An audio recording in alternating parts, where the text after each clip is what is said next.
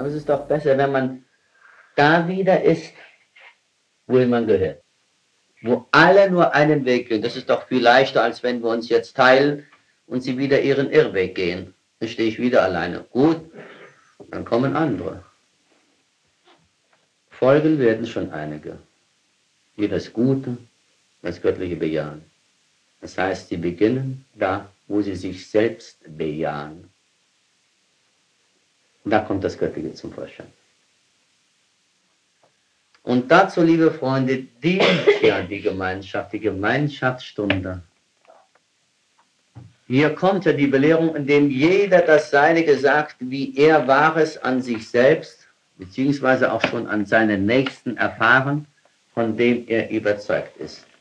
Die Unwahrheit darf hier nicht hineingetragen werden. Erst recht nicht die Gehässigkeit. Im Gegenteil, nichts Böses. Hier wird von Krankheit nicht gesprochen.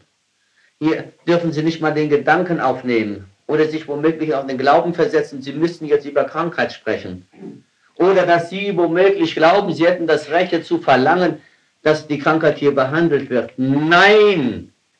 Auch nicht eine Silbe von Krankheit wird hier gesprochen.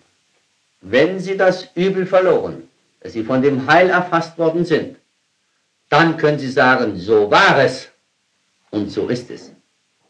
Aber es begann erst da, wo ich wirklich zu glauben begann und mich wirklich vom Bösen gelöst, wo ich mit dem nichts mehr gemein haben wollte. Wie oft habe ich es heute schon hier gesagt. Das kann man aber nicht oft genug sagen.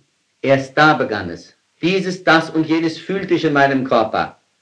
Der Strom durchrieselte meinen Körper, wie ich so oft gehört habe. Es ist kein Zauber, sondern es ist ganz natürlich. So hat Gott es bestimmt. Das ist sein Strom. Er sendet uns diese seine Strahlen. Und jetzt müsste ich in alles zerlegen, das heißt klarlegen, woraus alles besteht, wie Gott es geschaffen hat. Das verstehen Sie doch nicht und das ist ein Studium für sich.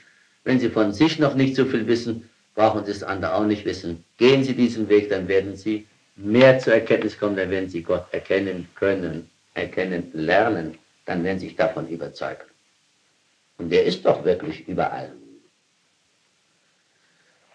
Da ist er in Südamerika, da ist er in Frankreich, da ist er doch, überall ist er.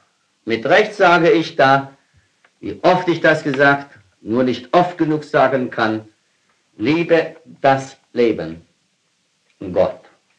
Gott ist überall. Unsere Freunde, da ist alles enthalten. Deswegen muss ich persönlich nicht anwesend sein, was Sie unter persönlich verstehen.